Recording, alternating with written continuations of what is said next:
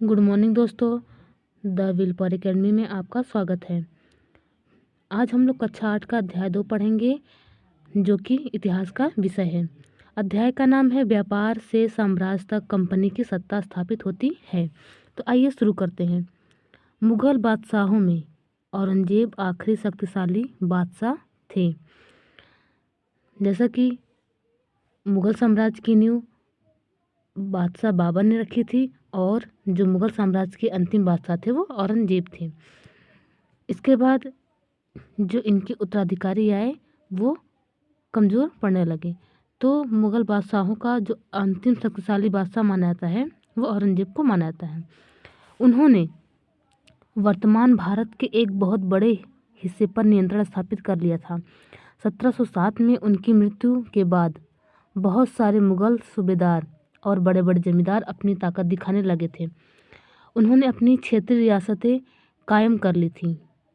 जैसे जैसे विभिन्न भागों में ताकतवर क्षेत्रीय रियासतें सामने आने लगी, दिल्ली अधिक दिनों तक प्रभावी केंद्र के रूप में नहीं रह सकी। जैसा कि आप लोग जानते हैं कि जब कोई बादशाह या शासक की शक्ति कमज़ोर होने पड़ने लगती है तो उसके अंतर्गत आने वाले जो सूबेदार जमींदार होते हैं वे क्या करते हैं, अपनी शक्ति का प्रदर्शन करने लगते हैं, तो अपनी ताकत दिखाने लगते हैं, जैसा कि मुगल बादशाह औरंगजेब के टाइम पे हुआ था।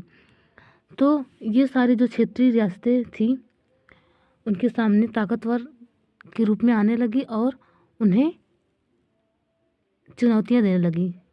तो ऐसे में क्या हुआ कि दिल्ली अधिक दिनों तक उनके प्रभाव में नहीं रह सकी। 18वीं शताब्दी के उत्तरार्ध तक राजनीतिक क्षितिज पर अंग्रेजों के रूप में एक नई ताकत उभरने लगी। तो अंग्रेज भी 18वीं शताब्दी के उत्तरार्ध तक राजनीतिक क्षेत्र में उतरने लगे थे। क्या आप जानते हैं कि अंग्रेज पहल एक छोटी सी व्यापारिक कंपनी के रूप में भारत आए थे और यहाँ के इलाकों पर कब्जे में उनकी ज़्यादा दिलचस्पी नहीं थी। तो फिर ऐसा क्या हुआ कि एक दिन वे इस विशाल साम्राज्य के स्वामी बन बैठे। इस अध्याय में आप देखेंगी कि यह कैसे हुआ। तो अंग्रेज़ों का जब आगमन हुआ था तो वो केवल व्यापारिक उद्देश्य से आए थे, लेकिन व्यापार के साथ साथ धीरे धीरे उनकी दिलचस्पी राजनीति में भी होने लगी। तो वे व्यापार से राजनीतिक क्षेत्र में धीरे धीरे बढ़ने लगे थे। आगे हम देखेंगे कि उनका जो ये कदम था कैसे और क्यों बढ़ा। चित्र 1, यहाँ हम देखते हैं कैप्टन हडसन द्वारा बहादुर शाह जफर और उनके बेटों की गिरफ्तारी। औरंगजेब के बाद कोई मुगल बादशाह इतना ताकतवर तो नहीं हुआ, लेकिन एक प्रतीक के रूप में मुगल बादशाहों का महत्व बना हुआ था। जब 1857 में ब्रिटिश शासन के विरुद्ध भारी विद्रोह शुरू हो गया तो विद्रोहियों ने मुगल बादशाह बहादुर शाह जफर को ही अपना नेता मान लिया था। जब विद्रोह कुचल दिया गया तो कंपनी ने बहादुर शाह जफर को देश छोड़ने के लिए मजबूर कर दिया और उनके बेटों को जफर के सामने ही मार डाला। तो जैसा कि आप लोग जानते हैं 1857 की क्रांति के समय जो मुगल बादशाह था वो थे बहादुर शाह जफर, जो कि ये अंतिम बादशाह माने जाते हैं। इसके बाद से बादशाह साम्राज्य का अंत हो गया था। तो 1857 की क्रांति के बाद बहादुर शाह को इस क्रांति का नेता बनाया जाता है और जब इस क्रांति को कुचल दिया जाता है तो अंग्रेज़ों ने बादशाह को रंगून भेज देते हैं आजीवन कारावास के लिए और उनके बेटों को उन्हीं के सामने मार डालते हैं। आगे अब हम पढ़ेंगे पूर्व में ईस्ट इंडिया कंपनी का आना। तो 1600 ईस्वी में ईस्ट इंडिया कंपनी में इंग्लैंड की महारानी एलिजाबेथ प्रथम से चार्टर अथवा इजाज़तनामा हासिल कर लिया, जिससे कंपनी को पूर्व से व्यापार करने का एक अधिकार मिल गया। तो 1600 ईस्वी में ईस्ट इंडिया कंपनी को महारानी एलिजाबेथ से चार्टर प्राप्त होता है, जिसके फलस्वरूप पूरब से व्यापार करने का एक अधिकार मिल जाता है। इसका अर्थ होता है कि इंग्लैंड की कोई और व्यापारिक कंपनी इस इलाके में ईस्ट इंडिया कंपनी से हुड़ नहीं कर सकती। इस चार्टर के सहारे कंपनी समुद्र पार जाकर नए इलाके को खंगाल सकती थी, वहां से सस्ती कीमत पर चीज़ें खरीद कर उन्हें यूरोप में ऊंची कीमत पर बेच सकती थी। तो कंपनी इस चार्टर के सहारे समुद्र पार जाकर नए इलाकों को खंगालती थी और वहाँ से व्यापार करती थी। व्यापार के जरिए वे वहाँ से सस्ती कीमत पर चीज़ों को खरीदती थी और यूरोप में जाकर ऊंचे कीमत पर चीज़ों को बेचती थी। कंपनी को दूसरी अंग्रेज व्यापारिक कंपनियों से प्रतिस्पर्धा का कोई भय नहीं था। उस ज़माने में वाणिज्यिक कंपनियां मोटे तौर पर प्रतिस्पर्धा से बचकर ही मुनाफा कमा सकती थी। तो बिल्कुल सही है कि कोई भी कंपनी का जो मेन उद्देश्य होता है अधिक से अधिक लाभ कमाना। अगर कोई कंपनी है तो उसका जो मेन उद्देश्य होता है कि उस अधिक से अधिक लाभ कमाना। तो उस टाइम भी कंपनियां यही करती थी, व्यापार के जरिए अधिक से अधिक लाभ कमाना चाहती थी। अगर कोई प्रतिस्पर्धी ना हो तभी वे सस्ती चीज़ें खरीदकर उन्हें ज़्यादा कीमत पर बेच सकती थी। तो आइए देखते हैं कि वाणिज्यिक क्या होता है। एक ऐसा व्यावसायिक उद्यम जिसमें चीज़ों को सस्ती कीमत पर खरीदकर और ज़्यादा कीमत पर बेचकर यानी मुख्य रूप से व्यापार के जरिए मुनाफा कमाया जाता है। तो वाणिज्यिक का अर्थ आप समझ गए होंगे। वाणिज्यिक का मतलब होता है कि अधिक से अधिक लाभ कमाना। ठीक है, अब हम पढ़ेंगे लेकिन यह शाही दस्तावेज दूसरी व्यापारिक कंपनियों को पूरब के बाजारों में आने से नहीं रोक सकता था। लेकिन जो ये शाही दस्तावेज इन्हें प्राप्त हुआ था यानी कि चार्टर दूसरी यूरोपीय ताकतों को पूरब के बाजारों में आने से नहीं रोक सकता था। जब तक इंग्लैंड के जहाज अफ्रीका के पश्चिम तट तक छूते हुए केप ऑफ गुड होप का चक्कर लगाकर हिंद महासागर पार करते, तब तक पुर्तगालियों ने भारत के पश्चिमी तट पर अपनी उपस्थिति दर्ज करा दी थी। वे गोवा में अपना ठिकाना बना चुके थे।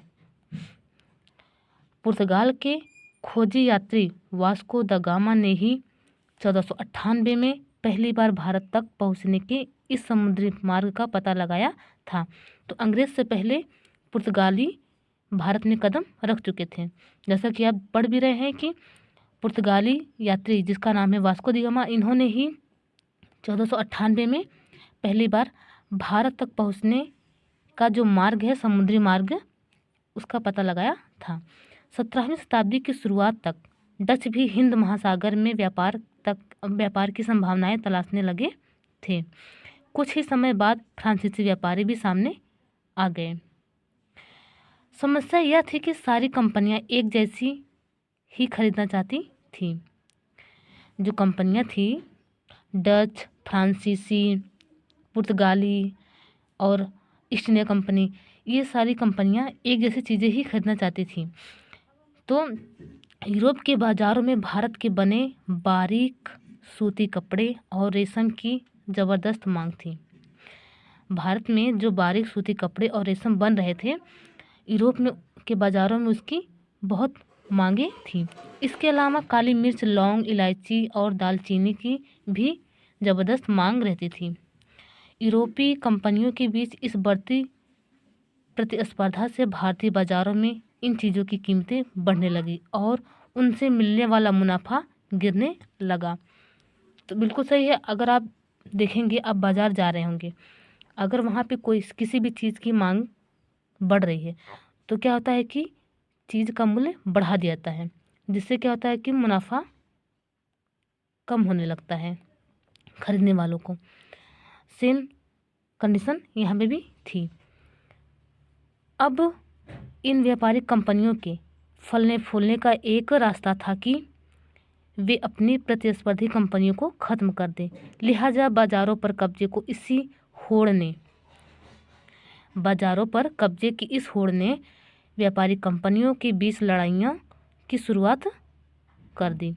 17वीं और 18वीं शताब्दी में जब भी मौका मिलता, कोई सी एक कंपनी दूसरी कंपनी के जहाज़ डुबा देती, रास्ते में रुकावट खड़ी कर देती और माल से लदे जहाज़ों को आगे बढ़ने से रोक देती। इसके पहले यहाँ पे चित्र दिया गया है, इसे हम देख लेते हैं। चित्र 2, 18वीं सदी में भारत तक आने वाले रास्ते।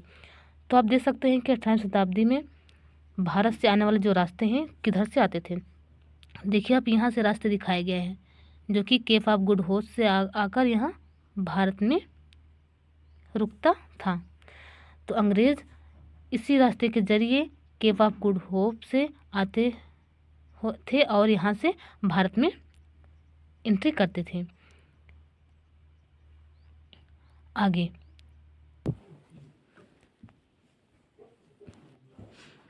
यह व्यापार हथियारों की मदद से चल रहा था और व्यापारिक कमचौकियों को किलेबंदी के जरिए सुरक्षित रखाता था। तो अब क्या हो रहा है कि व्यापार हथियारों की मदद से चल रहा है, यानी कि एक कंपनी दूसरी कंपनी से लड़ाई कर रही है, कंपनी का प्रतिस्पर्धा हो रहा है। इसके अलावा वे अपने व्यापारिक माध्यम से मुनाफा कमाने के लिए किलेबंदी भी कर रही हैं। तो अपनी बस्तियों को किलेबंद करने और व्यापार में मुनाफा कमाने की इन कोशिशों के कारण स्थानीय शासकों से भी टकराव होने लगे। अब कंपनी से कंपनी स्पर्धा नहीं हो रही है, वहाँ के स्थानीय शासक जो हैं उनसे भी टकराव होने लगे हैं। ठीक है, इस प्रकार व्यापार और राजनीति को एक दूसरे से अलग रखना कंपनी के लिए मुश्किल होता जा रहा था। तो कंपनी व्यापार के साथ साथ राजनीति में भी दिलचस्पी ले रही है। तो अब कंपनी क्या करेगी, व्यापार के साथ साथ पहले जब कंपनी आई थी स्टार्टिंग में तो उसका मेन उद्देश्य था केवल व्यापार करना और अधिक से अधिक मुनाफा कमाना, लेकिन धीरे धीरे कंपनी राजनीति में भी दिलचस्पी लेने लगी थी। तो अब कंपनी क्या करे, व्यापार और राजनीति दोनों में दिलचस्पी ले रही है। तो आइए देखते हैं कि यह कैसे और क्यों होता है, हम पढ़ेंगे आगे। ईस्ट इंडिया कंपनी बंगाल में व्यापार शुरू करती है। तो आइए पढ़ते हैं। पहली इंग्लिश फैक्ट्री 1651 में हुगली नदी के किनारे शुरू हुई। कंपनी के व्यापारी यहीं से अपना काम चलाते थे। इन व्यापारियों को उस ज़माने में फैक्टर कहा जाता था। तो व्यापारियों को क्या कहा जाता, फैक्टर कहा जाता था। इस फैक्ट्री में वेयर हाउस था जहां निर्यात होने वाली चीज़ों को जमा किया जाता था। यहीं पर उनके दफ्तर थे जिसमें कंपनी के अफसर बैठते थे। तो वेयर हाउस में ही निर्यात होने वाली चीज़ों को रखा जाता था और यहीं पे दफ्तर भी उनके होते थे जिसमें कंपनी के अफसर लोग बैठते थे। जैसे जैसे व्यापार फैला, कंपनी ने सौदागरों और व्यापारियों को फैक्ट्री के आसपास आकर बसने के लिए प्रेरित किया। 1696 तक कंपनी ने इस आबादी के चारों तरफ एक किला बनाना शुरू कर दिया था। तो कंपनी 1696 ईस्वी में आबादी के चारों ओर एक किला बनाना शुरू कर दी। 2 साल बाद उसने मुगल अफसरों को रिश्वत देकर 3 गांवों की जमींदारी भी खरीद ली थी। 3 गांव थे सूतानाटी, गोविंदपुर और कालीकाता। इनमें से एक गांव जो कि कालीकाता यहाँ पे दिया गया है नाम, जो बाद में कलकत्ता बना, अब इसे कोलकाता कहा जाता है। कंपनी ने मुगल सम्राट औरंगजेब को इस बात के लिए भी तैयार कर लिया था कि वह कंपनी को बिना शुल्क चुकाए व्यापार करने का फरमान जारी कर दे। तो फरमान क्या होता है देखते हैं। फरमान को हम एक शाही आदेश के नाम से जानते हैं। फरमान जो होता है एक शाही आदेश होता है जो कि औरंगजेब के द्वारा इन्हें प्राप्त हुआ था। कंपनी ज़्यादा से ज़्यादा रियायतें हासिल करने और पहले से मौजूद अधिकारियों का ज़्यादा से ज़्यादा फ़ायदा उठाने में लगी हुई थी। कंपनी का मेन उद्देश्य ही था कि अधिक से अधिक मुनाफा कमाना।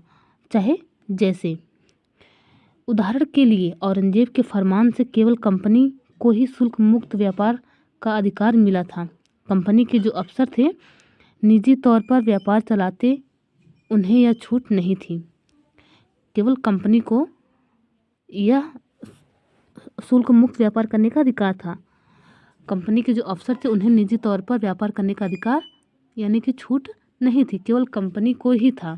उनके अफसर थे उनको निजी व्यापार करने का छूट नहीं था, लेकिन उन्होंने भी शुल्क चुकाने से इनकार कर दिया था।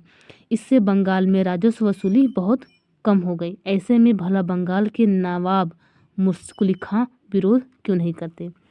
तो बिल्कुल सही है कि अगर शुल्क चुकाने से कोई इनकार करेगा तो उस क्षेत्र के जो राजस्व वसूली है उसमें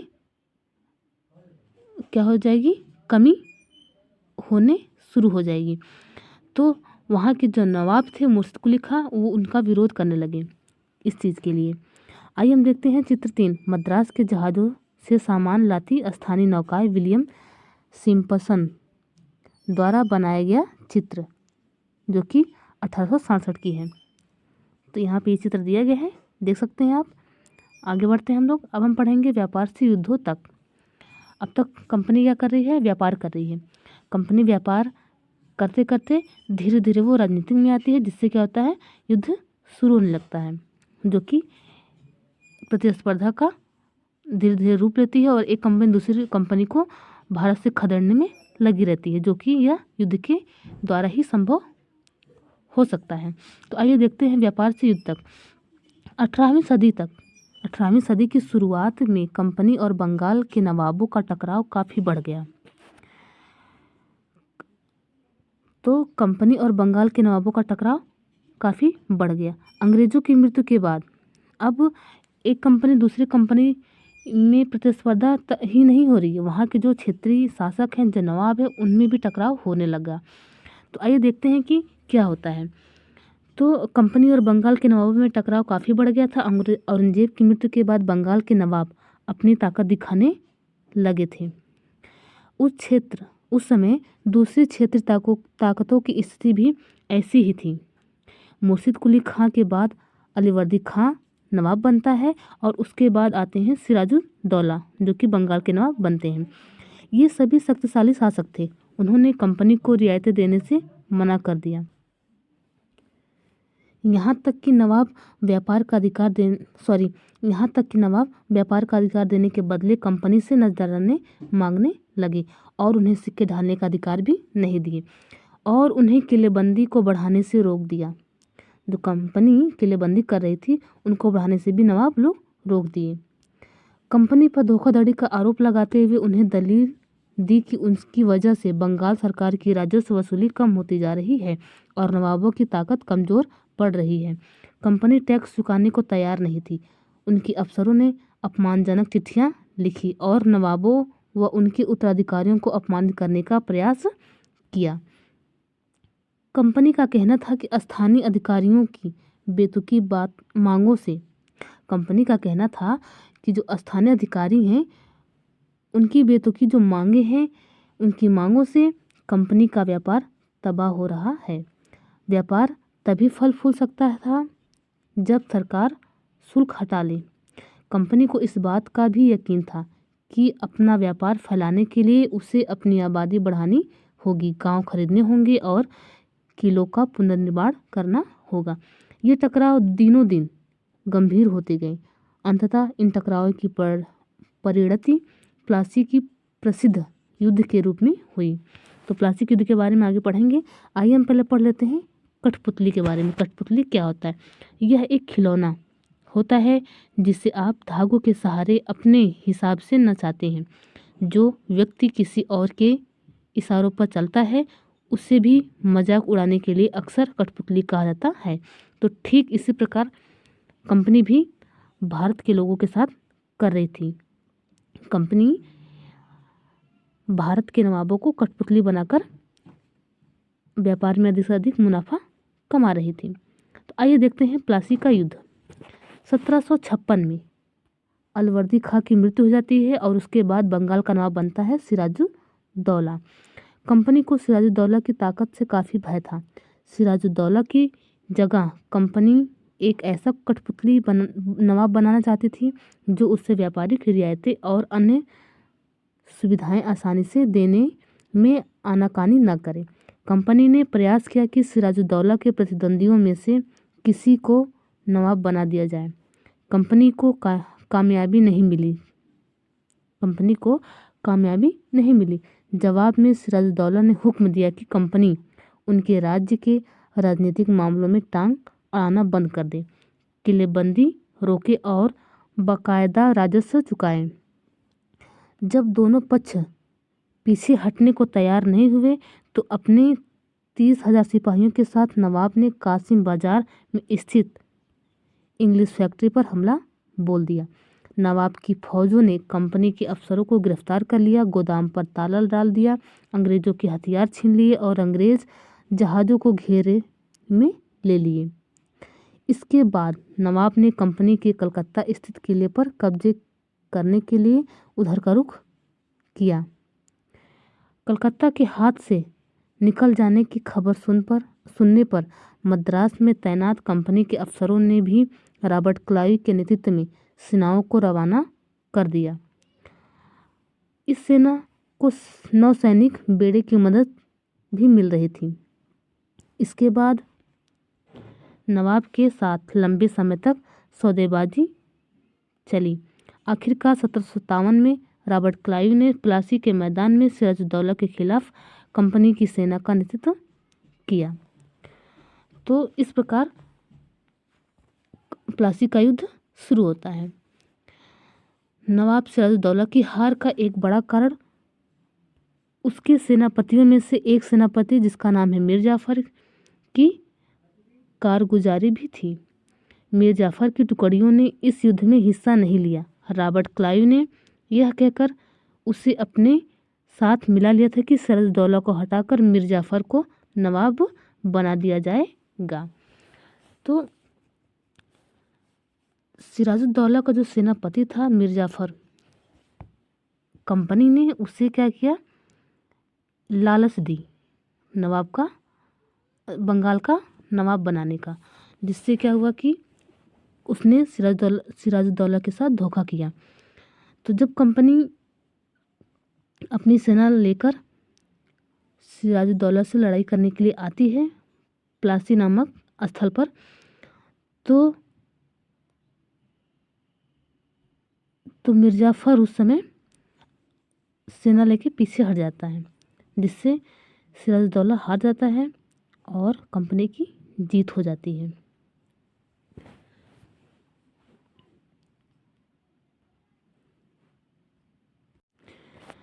तो इसे याद रखेंगे कि आपकी प्लासी के युद्ध में जो अंग्रेज का नेतृत्व करने वाला था वो कौन था, रॉबर्ट क्लाइव। 1757 में प्लासी का युद्ध होता है और उसके जो नेतृत्व करता थे वो रॉबर्ट क्लाइव थे। यहाँ पे चित्र 6 में सिराजुद्दौला का चित्र दिया गया है और इसके ऊपर देख लेते हैं चित्र जो कि दिया गया था। यहाँ पे पढ़ते हैं, क्या आप जानते थे कि प्लासी का यह नाम किस तरह पड़ा। दरअसल असली नाम पलासी था, जिसे अंग्रेजों ने बिगाड़कर प्लासी कर दिया था। इस जगह को प्लासी यहाँ पर पाए जाने वाले पलास के फूलों के कारण कहा जाता था। पलास के खूबसूरत लाल फूलों से गुलाल बनाया था जिसका होली पर इस्तेमाल होता है। तो पलास के फूलों के कारण ही इस स्थान का नाम प्लासी पड़ा, जो कि अंग्रेजों ने बिगाड़ कर रख दिया था इस नाम को। आगे चित्र 5 यहाँ पे दिखाया गया, जो कि महान्यायालय कच्छ, East India House, Leadenhall Street, East India Company के कोर्ट ऑफ प्रोपराइटर्स की लंदन स्थित लेडन हॉल स्ट्रीट पर बने ईस्ट इंडिया हाउस में बैठकें होती थी। यह ऐसी ही एक सभा का चित्र है। यहाँ पे आगे हम पढ़ेंगे संपन्नता का आश्वासन। तो इंग्लैंड के लोग ईस्ट इंडिया कंपनी की शासकीय महत्वाकांक्षाओं को संदेह और अविश्वास से देखते थे। जो इंग्लैंड के लोग थे वो ईस्ट इंडिया कंपनी की शासकीय महत्वाकांक्षाओं को संदेह और अविश्वास के रूप में देखते थे। प्लासी की लड़ाई के बाद रॉबर्ट क्लाइव ने अंग्रेज सम्राट के एक मुख्य विदेशी मंत्री विलियम पिट को 7 जनवरी 1759 को कलकत्ता से यह चिट्ठी भेजी थी। तो आइए देखते हैं कि चिट्ठी में क्या लिखा था। लेकिन इतनी विशाल सत्ता एक वाणिज्यिक कंपनी के लिए बहुत बड़ी बात होगी। मैं खुद यह सोचकर अभिभूत हूँ कि इस समृद्ध रियासतों पर पूरा कब्जा हासिल करने में कोई परेशानी नहीं आएगी। अब मैं यह फैसला आप पर छोड़ता हूँ कि क्या सालाना 20 लाख स्टर्लिंग की आमदनी और 3 प्रांतों का कब्जा कोई ऐसी चीज़ है जिस पर इतना शोर मचाना उचित हो। ठीक, आगे हम पहले पढ़ लेते हैं। यहाँ दिया है नवाब की शिकायतें। 1733 में बंगाल के नवाब ने इंग्लिश व्यापारियों के बारे में यह कहा था, जब वे पहली बार हमारे देश में आए थे तो उन्होंने सरकार के सामने विनती करते हुए कहा था कि उन्हें एक फैक्ट्री बनाने के लिए थोड़ी सी ज़मीन दे दी जाए। उन्हें वह ज़मीन तो मिल गई, पर उन्होंने तो वहाँ मजबूत किला ही खड़ा कर डाला। इसके चारों तरफ गड्ढे बना दिए जो नदी से जुड़ते हैं। दीवारों पर उन्होंने न जाने कितनी तोपें तैनात कर दी थी। उन्होंने बहुत सारे सौदागरों और अन्य लोगों को अपने मातहत रहने के लिए तैयार कर लिया और वह 1 लाख रुपए राजस्व वसूल कर रहे हैं। वे असंख्य औरतों और मर्दों को उनके ही देशों में गुलाम बनाकर लूट खसोट कर रहे हैं। ठीक है, आगे। प्लासी की इस जंग इसलिए महत्वपूर्ण मानी जाती है क्योंकि भारत में यह कंपनी की पहली जीत थी। और यह जो जीत हुई थी प्लासी के युद्ध में कंपनी की, इन्होंने यह जीत कूटनीति के माध्यम से की थी। यह जीत जो हुई थी वह कूटनीतिक रूप से हुई थी, न कि सैनिक रूप से या सेना के द्वारा जीता नहीं गया था। प्लासी की जंग के बाद सिराजुद्दौला को मार दिया गया और मीर जाफर नवाब बना। कंपनी अभी भी शासन की जिम्मेदारी संभालने को तैयार नहीं थी। उसका जो मूल उद्देश्य था व्यापार को फैलाना। अगर यह काम स्थानीय शासकों की मदद से बिना लड़ाई लड़े ही किया जा सकता था तो किसी राज्य को सीधे अपने कब्जे में लेने की क्या ज़रूरत थी। बिल्कुल सही है। अगर बिना लड़ाई लड़े शासकों की मदद से अधिक से अधिक मुनाफा कमाया जा सकता है तो किसी भी राज्य को सीधे अपने कब्जे में लेने की क्या ज़रूरत थी। आगे। जल्द ही कंपनी को एहसास होने लगा था कि यह रास्ता भी आसान नहीं है। कठपुतली नवाब भी हमेशा कंपनी के इशारों पर नहीं चलते थे। आखिरकार उन्हें भी तो अपनी प्रजा की नज़र में सम्मान और संप्रभुता का दिखावा करना पड़ता था। तो फिर कंपनी क्या करती? जब मीर जाफर ने कंपनी का विरोध किया तो कंपनी ने उससे हटाकर मीर कासिम को नवाब बना दिया। अब कंपनी क्या कर रही है? इसके पहले मीर जाफर को लालच दी थी बंगाल का नवाब बनाने के लिए, लेकिन जब मीर जाफर उनकी ज़रूरतों को पूरा नहीं कर पा रहा है तो अभी मीर कासिम को लालच दे रही है बंगाल का नवाब बनाने के लिए। तो वो क्या कर रही है कि मीर जाफर को हटा कर मीर कासिम को नवाब बना दे रही है, जिससे क्या हो रहा है कि वो मीर कासिम को एक कठपुतली के रूप में रखना चाहती है और उनकी अपनी ज़रूरतों को पूरा करवाना चाहती है। लेकिन क्या होता है आगे, आइए देखते हैं। मीर कासिम परेशान करने लगा। जब मीर कासिम यानी कि कंपनी को परेशान करने लगा तो बक्सर की लड़ाई 1764 में उसको भी हराना पड़ा, जो कि बक्सर की लड़ाई होती है और उसमें कंपनी को मीर कासिम को हराना पड़ा। तो मीर कासिम को बंगाल का नवाब बनाने के बाद मीर कासिम कंपनी की ज़रूरतों को पूरा नहीं करता है और उन्हें परेशान करने लगता है, जिससे क्या होता है कि बक्सर की लड़ाई होती है 1764 में और उसमें मीर कासिम भी हार जाता है। उसे बंगाल से बाहर कर दिया गया और मीर जाफर को दोबारा नवाब बनाया गया।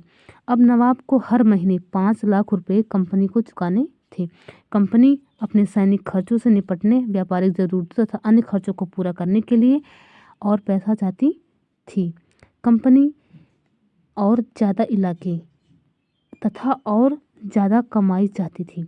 1765 में जब मीर जाफर की मृत्यु हुई तब तक कंपनी के इरादे बदल चुके थे। कठपुतली नवाबों के साथ अपने खराब अनुभवों को देखते हुए क्लाइव ने ऐलान किया कि अब हमें खुद ही नवाब बनना पड़ेगा। आखिरकार 1765 में मुग़ल सम्राट ने कंपनी को बंगाल प्रांत का दीवानी दे दिया। तो 1765 में मुग़ल सम्राट ने कंपनी को बंगाल प्रांत की दीवानी दे दी। दीवानी मिलने के कारण कंपनी को बंगाल के विशाल राजस्व संसाधनों पर नियंत्रण मिल गया। इस तरह कंपनी की एक पुरानी समस्या तो हल हो गई। लेकिन 18वीं शताब्दी की शुरुआत से ही 18वीं सदी के स्टार्टिंग से भारत के साथ जो व्यापार चल रहे थे वो व्यापार बढ़ते जा रहे थे, लेकिन उसे भारत में ज़्यादातर चीज़ें ब्रिटेन से लाए गए सोने और चांदी के बदले खरीदनी पड़ती थी। तो ब्रिटेन से जो सोने और चांदी लाए जाते थे, उसके बदले में वे भारत से चीज़ों को खरीदते थे और यूरोप में ले आकर उसे बेचते थे उसी दामों पर। इसकी वजह ये थी कि उस समय ब्रिटेन के पास भारत में बेचने के लिए कोई चीज़ नहीं थी। प्लासी की जंग के बाद ब्रिटेन से सोने की निकासी कम हो गई। तो बिल्कुल सही है, प्लासी की जंग के बाद ब्रिटेन से सोने की निकासी यानी कि जो सोना लाया जाता था वो आना कम हो गया। क्यों?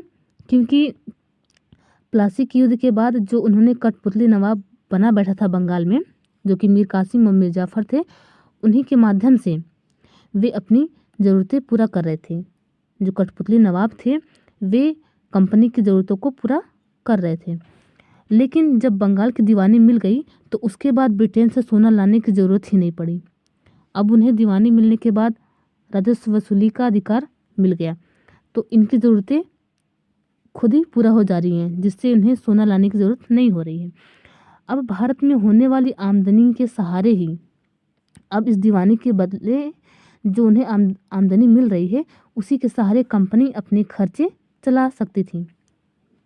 इस कमाई से कंपनी भारत में सूती और रेशमी कपड़ा खरीद सकती थी। अब वो भारत की कमाई से ही भारत के चीज़ों को खरीद कर यूरोप में बेच रही थी। इसके अलावा अपनी फौजें भी तैयार कर रही थी और संभाल सकती थी वे, और कलकत्ते में किलों और दफ्तरों का निर्माण की लागत उठा सकती थी। अब वो सारी चीज़ें यानी कि जो उनकी ज़रूरतें थी वो भारत के पैसे से ही कर रही थी। कंपनी के अफसर नवाब बन बैठे।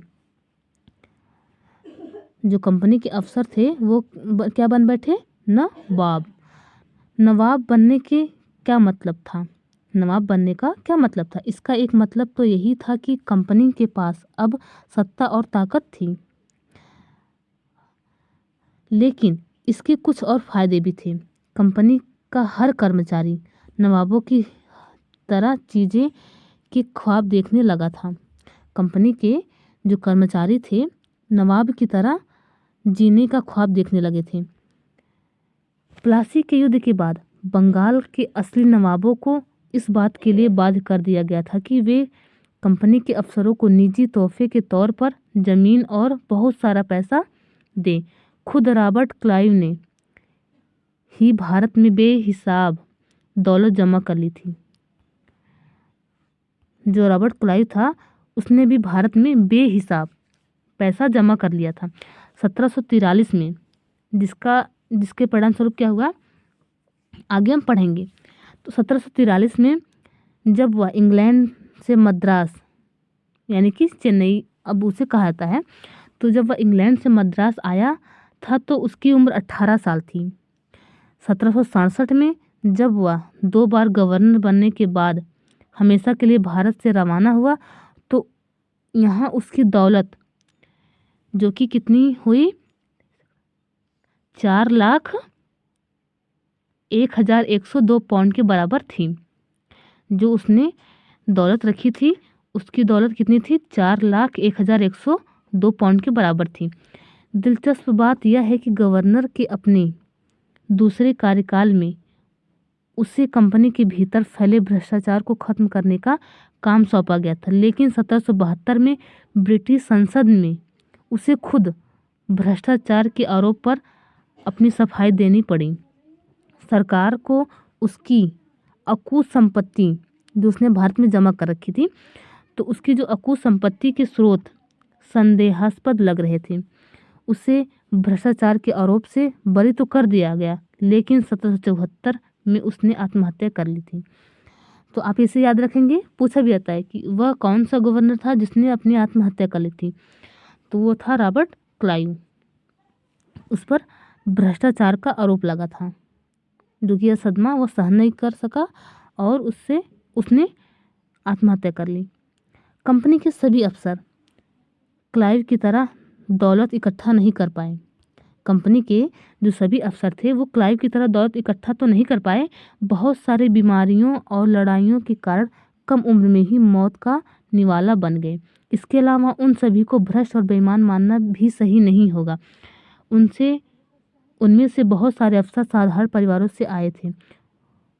उनकी सबसे बड़ी इच्छा बस यही थी कि वे भारत में ठीक ठाक पैसा कमाएं और ब्रिटेन लौटकर आराम से ज़िंदगी बसर करें। जो जीते जी धन दौलत लेकर वापस लौट गए, उन्होंने वहाँ आलीशान जीवन जिया। उन्हें वहाँ के लोग नवाब कहते थे। तो जो यहाँ के कर्मचारी थे, जो पैसा कमाकर इंग्लैंड गए और आलीशान जीवन जीने लगे, तो वहाँ के लोग उन्हें नवाब के नाम से पुकारते थे। यह भारतीय शब्द नवाब का ही अंग्रेजी संस्करण बन गया था। जो भारतीय शब्द नवाब है, उसी का ही अंग्रेजी संस्करण बन गया था। उन्हें लोग अक्सर नए अमीरों और सामाजिक हैसियत में रातों रात ऊपर आने वालों के लोगों में देखते थे। नाटकों और कार्टून में उनका मजाक उड़ाया जाता था। आगे यहाँ बगल में लिखा, क्लाइव खुद को कैसे देखता था। आइए पढ़ते हैं। संसद की एक समिति के सामने सुनवाई के दौरान क्लाइव ने कहा था कि प्लासी की लड़ाई के बाद उसने जबरदस्त संयम का परिचय दिया। आइए देखें उसने क्या कहा। उसकी स्थिति की कल्पना कीजिए जहां प्लासी की जीत ने मुझे लाकर खड़ा कर दिया था। एक ताकतवर राजा मेरे इशारों पर चल रहा था। बिल्कुल सही है, उसने बंगाल के नवाब को कठपुतली बना रखा था। उसके पहले जो सिराजुद्दौला थे, वो एक ताकतवर के रूप में जाने जाते थे। तो एक ताकतवर राजा मेरे इशारों पर चल रहा था। एक संपन्न शहर मेरी दया पर था। उसके सबसे दौलतमंद महाजन मेरी एक एक मुस्कुराहट के लिए एक दूसरे की गिरेबान खींच रहे थे। मैं ऐसे खजानों के बीच से गुजर रहा था जो सिर्फ मेरे लिए खुले हुए थे। एक तरफ सोना और दूसरी तरफ जवाहरात थे। अध्यक्ष महोदय, मैंने अपने खुद इस संयम को देखकर खुद हैरान हूँ। उसने कहा, अध्यक्ष महोदय, मैं अपने इस संयम को देखकर खुद हैरान हूँ। आगे अब हम पढ़ेंगे कंपनी का फैलता शासन। तो आइए देखते हैं, यदि हम 1757 से 1857 के बीच ईस्ट इंडिया कंपनी के द्वारा भारतीय राज्यों पर कब्जे की प्रक्रिया को देखें तो कुछ महत्वपूर्ण बातें सामने आती हैं। किसी अनजान इलाके में कंपनी ने सीधे सैनिक हमला प्रायः नहीं किया। उसने किसी भी भारतीय रियासत का अधिग्रहण करने से पहले विभिन्न राजनीतिक, आर्थिक और कूटनीतिक साधनों का इस्तेमाल किया होगा। तो बिल्कुल सही है। जो एक लंबी प्रक्रिया चल रही है 1757 से 1857 के बीच, ईस्ट इंडिया कंपनी जो भारतीय राज्यों पर कब्जा कर रही है, वो एक लंबी प्रक्रिया के दौरान ही कब्जा की होगी। ऐसा नहीं है कि कंपनी आई और सैनिक हमला की और भारतीय राज्यों या भारतीय क्षेत्रों पर कब्जा करना शुरू कर दी। उसके पीछे एक लंबी प्रक्रिया चली होगी जो कि कंपनी के राजनीतिक और कूटनीतिक साधनों के द्वारा ही यह संभव हो पाया होगा। तो कंपनी अपने राजनीतिक और कूटनीतिक के माध्यम से ही भारतीय राज्यों पर कब्जा करना शुरू की। आगे बक्सर की लड़ाई 1764 में लड़ी गई थी। तो बक्सर की लड़ाई के बाद कंपनी ने भारतीय रियासतों में रेजिडेंट तैनात कर दिए। अब बक्सर की लड़ाई के बाद कंपनी ने भारतीय रियासतों में रेजिडेंट तैनात कर दिए। रेजिडेंट का काम क्या था? रेजिडेंट का काम था कि कंपनी के राजनीतिक और व्यावसायिक प्रतिनिधि होते थे। रेजिडेंट राजनीतिक और व्यावसायिक प्रतिनिधि होते थे और इनका यही काम था कि वो कंपनी के हितों की रक्षा करें और उन्हें आगे बढ़ाएं। रेजिडेंट के माध्यम से ही कंपनी के अधिकारी भारतीय राज्यों के भीतरी मामलों में भी दखल देने लगे। इन्हीं रेजिडेंट के माध्यम से कंपनी के अधिकारियों को पता चलता था कि भारतीय राज्यों के भीतर क्या हो रहा है, अगला राजा कौन होगा, किस पद पर किसको बैठाया जाएगा। इस तरह की चीज़ें भी कंपनी के अफसर ही तय करना चाहते थे। कई बार कंपनी ने रियासतों पर सहायक संधि भी थोप दी। जो रियासत इन बंदोबस्त को मान लेती थी, उसे अपनी स्वतंत्र सेनाएं रखने का अधिकार नहीं रहता था। उसे कंपनी की तरह से सुरक्षा मिलती थी और सहायक सेना के रखरखाव के लिए वह कंपनी को पैसा देती थी। तो सहायक संधि के द्वारा रियासतों में कंपनी अपनी सैनिक सेनाएं रखती थी और उन सेनाओं को वेतन कौन देता था? वहाँ के राजा ही देते थे। ठीक है। अगर भारतीय शासक रकम अदा करने में चूक जाते तो जुर्माने के तौर पर उनका इलाका कंपनी अपने कब्जे में ले लेती थी। उदाहरण के लिए, जब रिचर्ड वेलेस्ली गवर्नर जनरल, जो कि 1798 से 1805 तक थे, उस समय अवध के नवाब को 1801 में अपना आधा इलाका कंपनी को सौंपने के लिए मजबूर किया, क्योंकि नवाब सहायक सेना के लिए पैसा अदा करने में चूक गए थे। इसी आधार पर हैदराबाद के भी इलाके छीन लिए गए थे।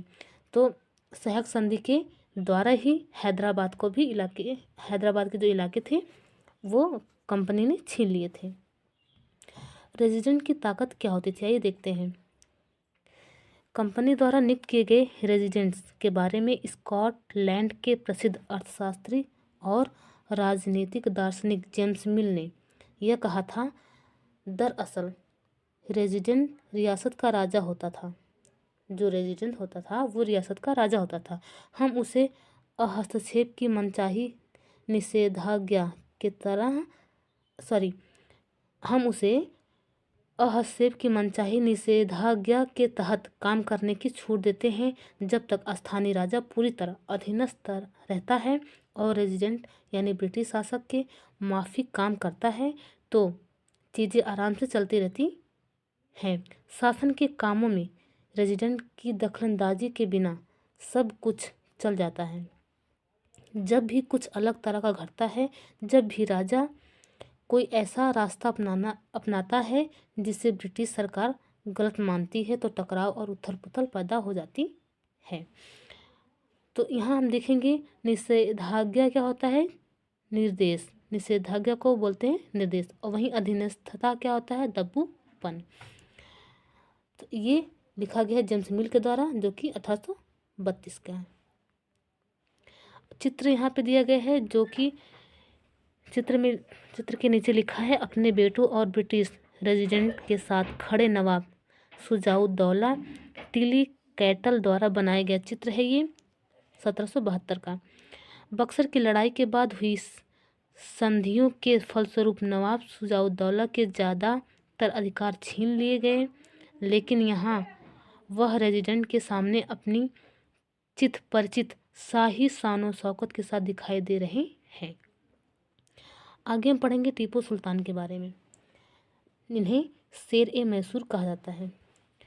तो आइए पढ़ते हैं टीपू सुल्तान के बारे में। जब कंपनी को अपने राजनीतिक और आर्थिक हितों पर खतरा दिखाई दिया तो कंपनी ने प्रत्यक्ष सैनिक टकराव का रास्ता भी अपनाया। तो अब कहीं कहीं कंपनी अप्रत्यक्ष रूप से हस्तक्षेप कर रही है, लेकिन कहीं कहीं कंपनी क्या कर रही है, प्रत्यक्ष रूप से सैनिक टकराव कर रही है। तो दक्षिण में थे टीपू सुल्तान, जो कि एक शक्तिशाली राजा थे। तो दक्षिण भारतीय राज्य मैसूर के उदाहरण से यह बात समझी जा सकती है। तो आइए हम समझते हैं। हैदर अली, जिनका शासनकाल था 1761 से 1782 तक, और उनके विख्यात पुत्र थे टीपू सुल्तान। इनका शासनकाल है 1782 से 1799। शक्तिशाली शासकों के नेतृत्व में मैसूर काफ़ी ताकतवर हो चुका था। तो जो हैदर अली थे, दक्षिण भारत के मैसूर क्षेत्र में इनका शासन था। मालाबार तट पर होने वाला व्यापार मैसूर रियासत के नियंत्रण में था, जहां से कंपनी काली मिर्च और इलायची खरीदती थी। 1785 में टीपू सुल्तान ने अपनी रियासत में पड़ने वाले बंदरगाहों से चंदन की लकड़ी, काली मिर्च और इलायची का निर्यात रोक दिया। सुल्तान ने स्थानीय सौदागरों को भी कंपनी के साथ कारोबार करने से रोक दिया था।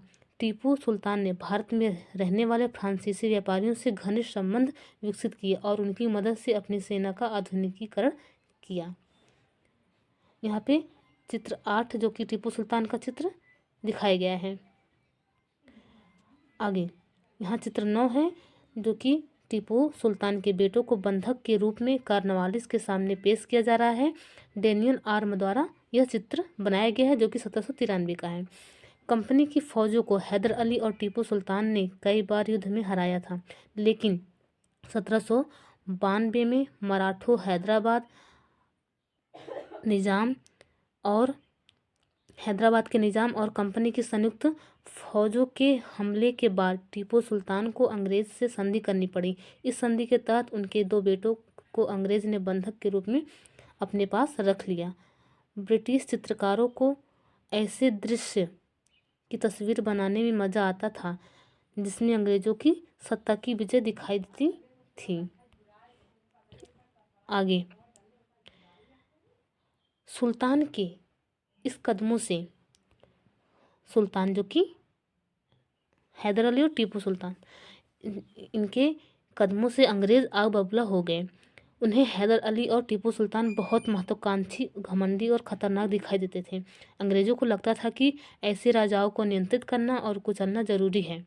फलस्वरूप मैसूर के साथ अंग्रेजों की 4 बार जंग हुई। कंपनी ने मैसूर के सुल्तान को हटाने के लिए लड़ाई की, जो कि 4 बार लड़ाई लड़ी गई थी। उसे मैसूर की लड़ाई भी के नाम से भी जाना जाता है। तो आइए देखते हैं कि जो 4 लड़ाई हुई थी कब कब हुई थी। तो मैसूर की जो पहली लड़ाई हुई थी 1767 से लेकर 1769 तक, और मैसूर की दूसरी लड़ाई 1780 से लेकर 1784 तक, तीसरी 1790 से लेकर 1792 में, और 1799 में चौथी लड़ाई यानी कि अंतिम लड़ाई लड़ी गई थी। और इसी युद्ध में टीपू सुल्तान मारा गया था। श्रीरंगपट्टनम की आखिरी जंग में कंपनी की सफलता मिली। तो मैसूर की जो अंतिम लड़ाई, जो चौथी लड़ाई लड़ी गई थी 1799 में, जो कि श्रीरंगपट्टनम के नाम से भी जानी जाती है, तो श्रीरंगपट्टनम की आखिरी जंग में कंपनी को सफलता मिल जाती है। अपनी राजधानी की रक्षा करते हुए टीपू सुल्तान मारे गए और मैसूर की राजकाज पुराने वडियार राजवंश के हाथों में सौंप दी गई। तो मैसूर के पहले वडियार राजवंश ने मैसूर राज्य की स्थापना की थी। तो उनके जो वंशज चले आ रहे थे, कंपनी ने उन्हीं के उत्तराधिकारियों को, इन राज्यों को उनके हाथों में सौंप दिया था। इसके साथ ही मैसूर पर भी सहायक संधि थोप दी गई। यहाँ बगल में टीपू की कहानी के बारे में दी गई, आइए हम पढ़ते हैं। राजाओं की छवि अक्सर जनश्रुतियों से भी बनती हैं। प्रचलित किस्सों में उनकी ताकत का खूब यशगान किया जाता है। 1782 में मैसूर के राजा बने टीपू सुल्तान के बारे में कहा जाता है कि एक बार वे अपने फ्रांसीसी दोस्त के साथ जंगल में शिकार खेलने गए। वहाँ एक शेर उनके सामने आ गया। उनकी बंदूक ने मौके पर साथ नहीं दिया और कटार भी जमीन पर गिर गई। फिर भी टीपू ने निहत्थे ही शेर का मुकाबला किया और आखिरकार कटार उठा ली। अंत में उन्होंने शेर को मार गिराया। इसी के बाद से उन्हें शेर मैसूर कहा जाने लगा था। उनके राजसी झंडे पर भी शेर की तस्वीर होती थी। चित्र 10 में टीपू का खिलौना शेर दिखाया गया है। यह टीपू का एक विशालकाय मशीनी खिलौने की तस्वीर है। इसमें यह नकली शेर एक यूरोपीय सिपाही को दबाए हुए हैं। जब इसका हैंडल घुमाया जाता था तो नकली शेर दहाड़ता था और सिपाही के भीतर से चीख की आवाज़ें आती थी।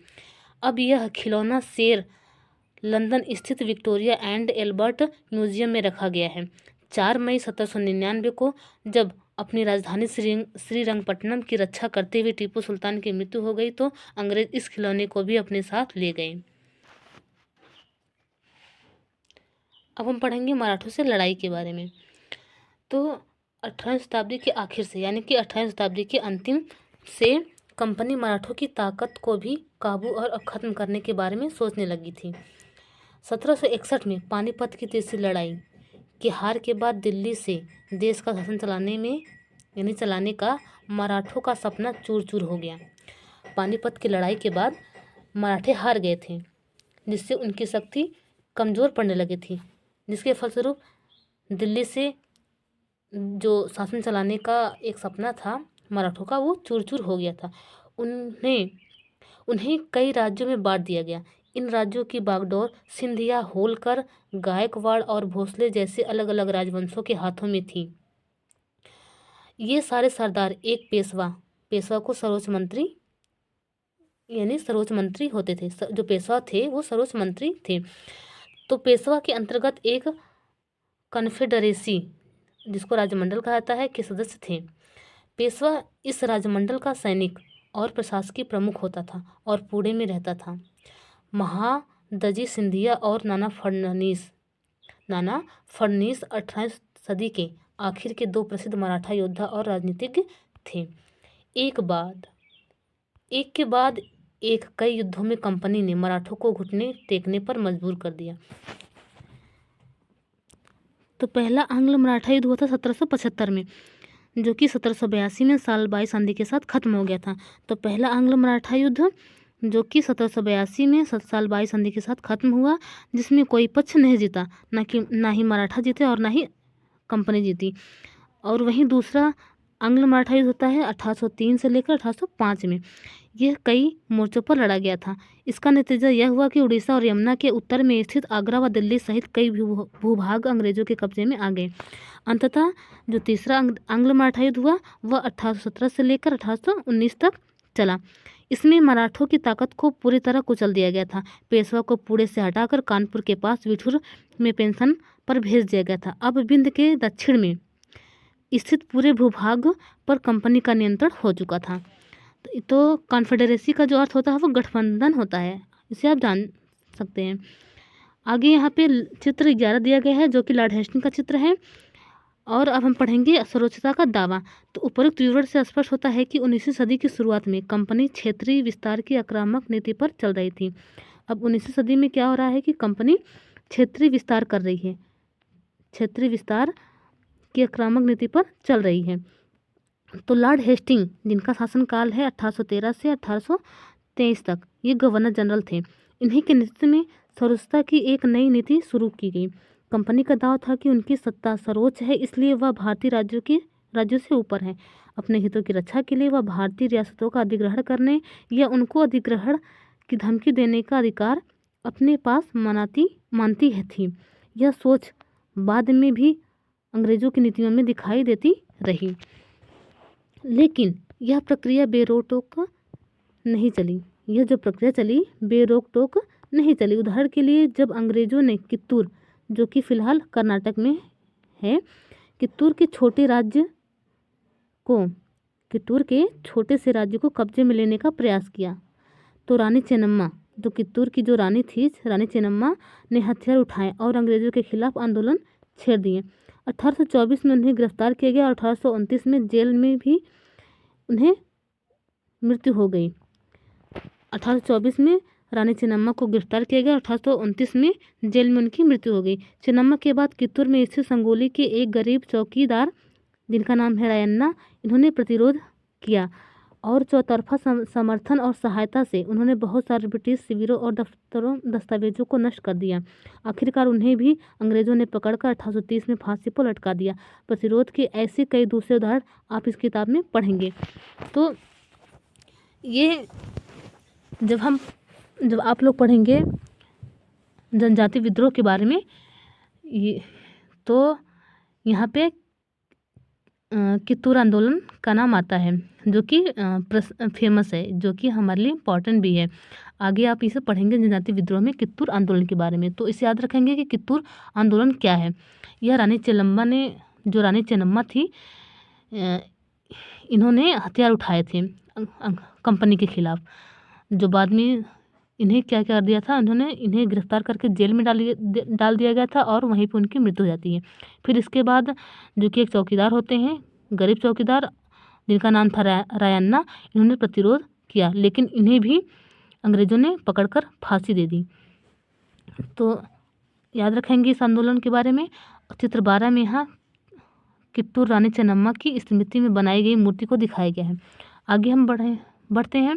1830 के दशक के अंत में ईस्ट इंडिया कंपनी रूस के प्रभाव में बहुत डरी हुई थी। 1830 के दशक के अंत में ईस्ट इंडिया कंपनी रूस के प्रभाव में बहुत डरी हुई थी। कंपनी को भय था कि कहीं रूस का प्रभाव पूरे एशिया में फैलकर उत्तर पश्चिम से भारत को भी अपने चपेट में ना ले ले। तो उस समय रूस क्या हो रहा था, शक्तिशाली हो रहा था, जिससे कंपनी को भय लग रहा था कि कहीं भारत को भी वो अपने अंडर में ना ले ले। तो इसी डर के चलते अंग्रेज ने उत्तर पश्चिमी भारत पर अपनी नियंत्रण स्थापित करना चाहिए, जिसके फलस्वरूप उसने 1838 से 1882 के बीच अफगानिस्तान के साथ एक लंबी लड़ाई लड़ी और वहाँ पर अप्रत्यक्ष कंपनी शासन स्थापित कर लिया। 1843 में सिंध को भी अपने कब्जे में ले लिया और इसके बाद पंजाब की बारी आई और महाराजा रणजीत सिंह ने कंपनी की दाल गलने नहीं दी। लेकिन 1839 में जब उनकी मृत्यु हो जाती है तो इसके बाद इन्हीं रियासतों के साथ 2 लंबी लड़ाइयाँ होती है और आखिरकार 1849 में अंग्रेज़ों ने पंजाब को भी अधिग्रहण कर लेते हैं। आगे हम पढ़ेंगे विलय नीति के बारे में। इसके पहले यहाँ चित्र 13 देख लेते हैं, जो कि महाराजा रणजीत सिंह का दरबार दिखाया गया है। अधिग्रहण, अब हम पढ़ेंगे विलय नीति। तो अधिग्रहण की आखिरी लहर 1848 से 1856 के बीच गवर्नर जनरल बने लॉर्ड डलहौजी के शासनकाल में चली।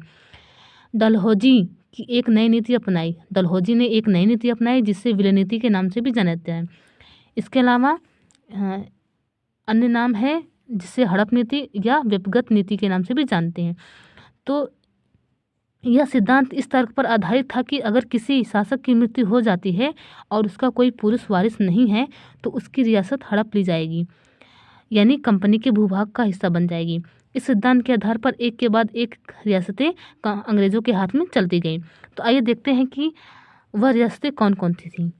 तो पहला जो रियासत था सतारा 1848 में अंग्रेज़ों के हाथ में गई थी। उसके बाद संभलपुर 1850 में, उदयपुर 1852 में, नागपुर 1853 में और झांसी 1854 में अंग्रेज़ों के हाथ में गई। आखिरकार 1856 में कंपनी ने अवध को भी अपने नियंत्रण में ले लिया। इस बार अंग्रेज़ों ने एक नया तर्क दिया। उन्होंने कहा कि वे अवध की जनता को नवाब के कुशासन से आज़ाद कराने के लिए कर्तव्य से बंधे हुए हैं, इसलिए वे अवध पर कब्जा करने को मजबूर हैं। अपने प्रिय नवाब को जिस तरह से गद्दी से हटाया गया उसे देखकर लोगों में गुस्सा भड़क उठा और अवध के लोग थे वे लोग 1857 के महान विद्रोह में भी शामिल हो गए। तो यही वजह थी कि 1857 की क्रांति में अवध की जनता भी शामिल थी। यहाँ चित्र 14 दिखाया गया है, जो कि संबलपुर के वीर सुरेंद्र साय का चित्र है। आगे तो यहाँ पे आपको देखने को मिलेगा कि 1797 तक भारत में 1797 तक अंग्रेज़ों ने किन किन क्षेत्रों को अपने अधीन कर लिया था। तो ये जो पीला रंग दिखाई दे रहा है ये ब्रिटिश शासन के अधीन आने वाले जो क्षेत्र हैं वो हैं। तो यहाँ से आप देख सकते हैं, इस चित्र में आप देख सकते हैं कि ब्रिटिश शासन के अंतर्गत आने वाले जो क्षेत्र हैं वो कहाँ से कहाँ तक हैं। इसके अलावा 1840 तक, जो कि चित्र बी में 1840 तक भारत में ब्रिटिश का जो शासन है कहाँ से कहाँ तक फैल गया था, देख सकते हैं आप यहाँ पे। और इसके नीचे जो दिखाया गया है 1857 तक अंग्रेज का शासन यानी कि ब्रिटिश के अधीन के जो क्षेत्र हैं कहाँ से कहाँ तक हैं।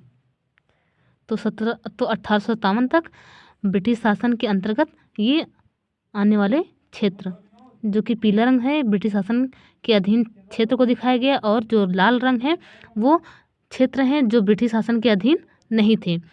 तो पीला रंग आप देख सकते हैं कि अंग्रेज़ों ने कहाँ से कहाँ तक अपना विस्तार कर लिया था भारत में। आगे हम पढ़ेंगे नए शासन की स्थापना के बारे में।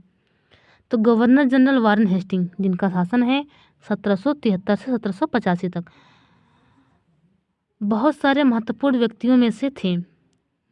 गवर्नर जनरल वारेन हेस्टिंग उन बहुत सारे महत्वपूर्ण व्यक्तियों में से थे जिन्होंने कंपनी की ताकत फैलाने की अहम भूमिका अदा की थी। वारेन हेस्टिंग के समय तक आते आते कंपनी ने न केवल बंगाल बल्कि बम्बई और मद्रास में भी सत्ता हासिल कर चुकी थी। तो वारेन हेस्टिंग के समय में कंपनी ने बंगाल तक ही नहीं बम्बई और मद्रास तक अपनी सत्ता को जमा लिया था। ब्रिटिश इलाके थे वो मोटे तौर पर प्रशासकीय इकाइयों में बटे हुए थे, जिन्हें प्रेसिडेंट कहा जाता था। उस समय 3 प्रेसिडेंट थे, बंगाल, मद्रास और बम्बई। हर एक का शासन गवर्नर के पास होता था। बंगाल का गवर्नर देखता था और मद्रास का शासन मद्रास का गवर्नर देखता था। यानी कि मद्रास, बंगाल और बम्बई में अलग अलग गवर्नर नियुक्त किए गए थे। तो सबसे ऊपर गवर्नर जनरल होता था। वारेन हेस्टिंग ने कई प्रशासकीय सुधार किए। न्याय के क्षेत्र में उसके सुधार खास तौर पर उल्लेखनीय थे। यहाँ पे बगल में दिया गया है काजी के बारे में, हम लोग पढ़ लेते हैं। काजी क्या होता है? एक न्यायाधीश। काजी को हम एक न्यायाधीश कह सकते हैं। मुफ्ती मुस्लिम समुदाय का एक न्यायविद जो कानून की व्याख्या करता है। काजी इसी व्याख्या के आधार पर फैसला सुनाता है। महाभियोग किसे कहते हैं? जब इंग्लैंड के हाउस ऑफ कॉमन्स में किसी व्यक्ति के खिलाफ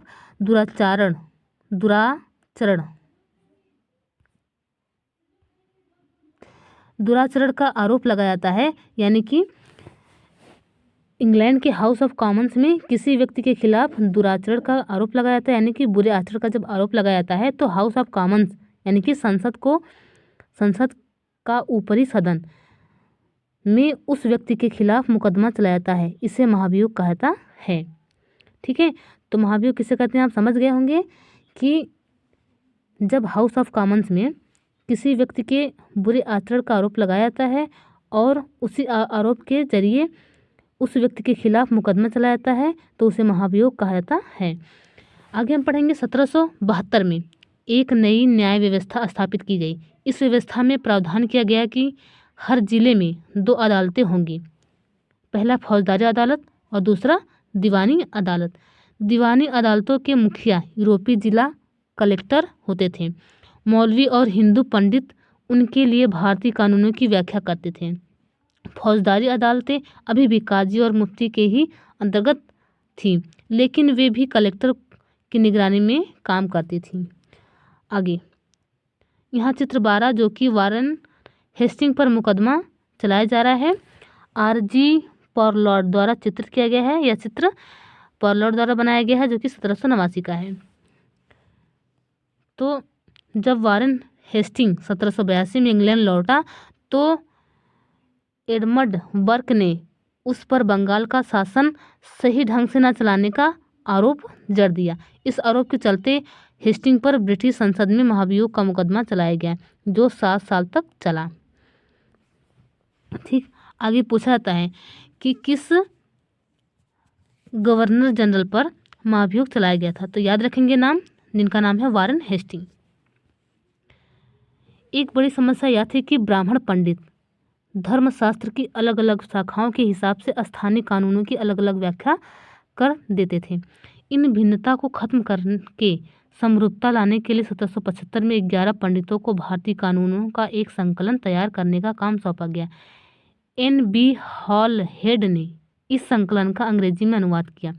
1778 तक यूरोपीय न्यायाधीशों के लिए मुस्लिम कानूनों की भी एक संहिता तैयार कर ली गई थी।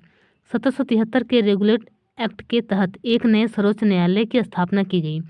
तो 1773 में एक रेगुलेटिंग एक्ट आता है जो कि सर्वोच्च न्यायालय स्थापना की बात कही गई और 1774 में सर्वोच्च न्यायालय की स्थापना हो जाती है। इसके अलावा कलकत्ता में अपीली अदालत जो कि सदर निजामत अदालत की भी स्थापना की गई। भारतीय जिले में कलेक्टर सबसे बड़ा ओहदा होता था। तो भारतीय जिले में जो कलेक्टर का जो पद था वो सबसे बड़े पद पर होता था, जैसा कि नाम से भी पता चलता है।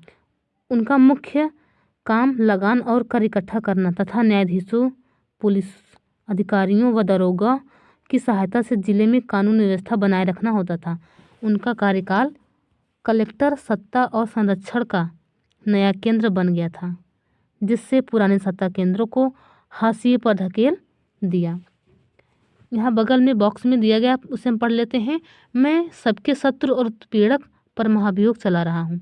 वारेन हेस्टिंग के महाभियोग की कार्यवाही के दौरान एडमंड बर्क ने एक उत्तेजनापूर्ण भाषण दिया, जिसका एक हिस्सा इस प्रकार था।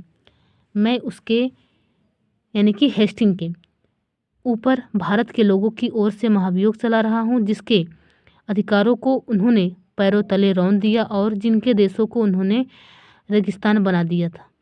अंत में मानव स्वभाव के नाम पर, स्त्री पुरुष के नाम पर, हर उम्र के नाम पर, हर ओहदे के नाम पर मैं सबके साझा शत्रु और सबके उत्पीड़क पर महाभियोग चला रहा हूँ। आगे पढ़ेंगे कंपनी की फौज के बारे में। कंपनी के साथ भारत में शासन और सुधार के नए विचार आए, लेकिन उसकी असली सत्ता सैनिक ताकत में थी। मुगल फौज मुख्य रूप से घुड़सवार, सवार का अर्थ होता है घोड़े पर चलने वाले प्रशिक्षित, और पैदल सेना थी। उन्हें तीरंदाजी और तलवारबाजी का प्रशिक्षण दिया जाता था। सेना में सवारों का दबदबा रहता था और मुगल साम्राज्य को एक विशाल पेशेवर प्रशिक्षण वाली पैदल सेना की जरूरत महसूस नहीं होती थी। ग्रामीण इलाकों में सशस्त्र किसानों में बड़ी संख्या थी। स्थानीय जमींदार मुगलों को जरूरत पड़ने पर पैदल सिपाही मुहैया कराते थे। 18वीं सदी में जब अवध और बनारस जैसी रियासतों में किसानों को भर्ती करके उन्हें पेशेवर सैनिक प्रशिक्षण दिया जाने लगा, तो यह सूरत बदलने लगी। ईस्ट इंडिया कंपनी ने जब अपनी सेना के लिए भर्ती शुरू की तो उसने भी यह तरीका अपनाया। अंग्रेज़ अपनी सेना को सिपाही, जिसको कहा जाता है, जो भारतीय शब्द सिपाही से बना है, तो अंग्रेज़ अपनी सेना को सिपाही यानी कि सिपाही, आर्मी कहते थे। ठीक है, तो अंग्रेज सेना कहाँ से लाते थे? अधिक से अधिक मात्रा में अवध और बनारस की रियासत थे, जो कि किसान होते थे। किसानों की भर्ती से उन्हें सैनिक प्रशिक्षण दिया जाता था। ठीक है, आगे 1820 के दशक से जैसे जैसे युद्ध तकनीक बदलने लगी, कंपनी की सेना में घुड़सवार टुकड़ियों की ज़रूरत कम होती गई। इसकी वजह यह थी कि ब्रिटिश साम्राज्य बर्मा, अफगानिस्तान और मिस्र में भी लड़ रहा था, जहां सिपाही मस्केट का अर्थ होता है तोड़ेदार बंदूक और मैचलॉक से लैस होते थे। कंपनी की सेना के सिपाहियों को बदलती सैनिक आवश्यकताओं का ध्यान रखना पड़ता था और अब उनकी पैदल टुकड़ी ज़्यादा महत्वपूर्ण होती जा रही थी। 19वीं सदी की शुरुआत में अंग्रेज एक समरूप सैनिक संस्कृति विकसित करने लगे थे। सिपाहियों को यूरोपीय ढंग का प्रशिक्षण, अभ्यास और अनुशासन सिखाया जाने लगा। अब क्या होने लगा कि 19वीं सदी की शुरुआत से अंग्रेज जो भारतीय लोग थे उन्हें सैनिक में भर्ती किया जाने लगा और उनको विकसित करने के लिए उन्हें यूरोपीय ढंग से प्रशिक्षण दिया जाने लगा। यूरोपीय ढंग से प्रशिक्षण, अभ्यास और अनुशासन सिखाया जाने लगा था। अब उनका जीवन पहले से भी ज़्यादा नियंत्रित था। तो हम इसके आगे बढ़ें, इसके ऊपर कुछ कीवर्ड दिए गए हैं, आइए हम देख लेते हैं। जैसे धर्मशास्त्र, संस्कृत की ऐसी कृतियाँ जिसमें सामाजिक तौर तरीकों और आचरण के सिद्धांतों की व्याख्या की जाती है। ये धर्मशास्त्र ईसा पूर्व 500 से भी पहले लिखे गए थे। सवार, घुड़सवार होते हैं। मास्केट किसे कहते हैं? पैदल सिपाहियों द्वारा इस्तेमाल की जाने वाली एक भारी बंदूक। वहीं मैचलॉक के बारे में जान लेते हैं। शुरुआती दौर की बंदूक जिसमें बारूद को माचिस से चिंगारी दी जाती थी। तो मैचलॉक क्या होता था कि स्टार्टिंग में बंदूक होती थी जिसमें बारूद को माचिस से चिंगारी देकर जलाया जाता था। तो मैचलॉक वो बंदूक होती थी जिसमें बारूद को माचिस से चिंगारी दी जाती थी। आगे हम पढ़ेंगे। इन कोशिश में कभी कभी समस्याएं भी आ जाती थी, क्योंकि पेशेवर सिपाही की सेना खड़ा करने के चक्कर में अंग्रेज कई बार जाति और समुदाय की भावनाओं को नज़रअंदाज कर देते थे। भला लोग अपनी जाति और धार्मिक भावनाओं को इतनी आसानी से कैसे छोड़ सकते थे? क्या वे खुद को अपनी समुदाय के सदस्य मानने की बजाय सिर्फ सिपाही मान सकते थे? आगे, सिपाही क्या महसूस करते थे? अपने जीवन और अपनी पहचान यानी वे कौन है, इस बात का एहसास में जो बदलाव आ रहे थे उनको सिपाहियों ने किस तरह देखा। 1857 का विद्रोह हमें सिपाहियों की इस दुनिया का झलक दिखाता है। 1857 के विद्रोह में हमें सिपाहियों की इस दुनिया की झलक दिखाता है। इस विद्रोह के बारे में आप अध्याय 5 में पढ़ेंगे। तो 1857 की क्रांति के बारे में हम लोग अध्याय 5 में पढ़ेंगे। आइए हम निष्कर्ष के बारे में देखते हैं। ईस्ट इंडिया कंपनी एक व्यापारिक कंपनी से बढ़ते बढ़ते एक भौगोलिक औपनिवेशिक शक्ति बन गई थी। जैसा कि हम लोग ऊपर पढ़े भी कि कैसे कंपनी स्टार्टिंग में एक व्यापारिक उद्देश्य के माध्यम से आई थी, लेकिन वह धीरे धीरे राजनीतिक क्षेत्र में भी अपने कदम बढ़ाने लगी, जिसके जरिए वह एक भौगोलिक औपनिवेशिक शक्ति बन गई थी।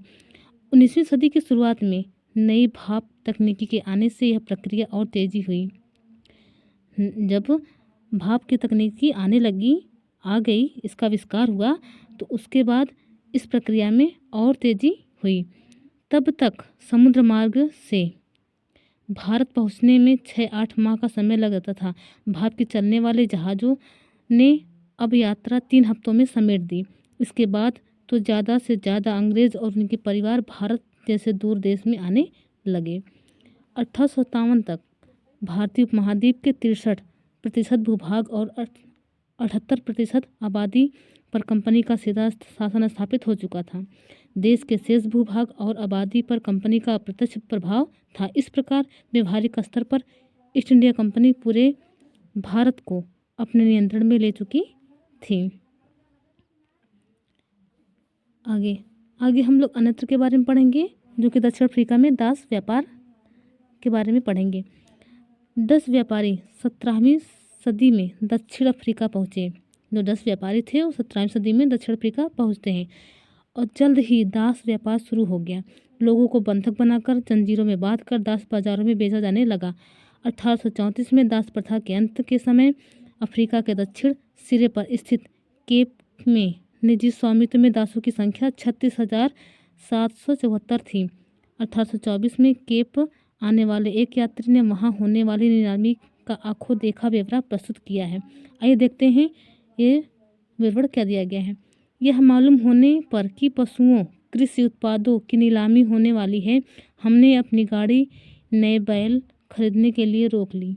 नीलामी के माल में एक स्त्री दास और उसके 3 बच्चे थे। किसानों ने पशुओं के समान ही उन्हें परखा, उन्हें अलग अलग खरीदारों को बेच दिया गया। माँ ने चिंता, वेदना और आंसू भरी आंखों से बच्चों की तरफ देखा। दुखी बच्चे व्याकुल माँ बाप से चिपक गए। यह दृश्य दिल को पिघलाने वाला था। इसके विपरीत मौजूद दर्शकों के चेहरे हंसते हुए एवं असंवेदनशील थे।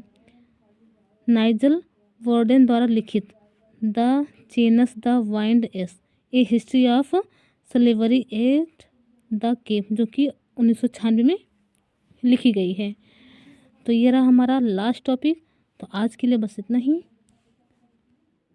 तो आज हम यहीं पे अपना चैप्टर समाप्त करते हैं। कल हम देखेंगे इस अध्याय का प्रश्न अभ्यास। तो आज के लिए बस इतना ही। धन्यवाद।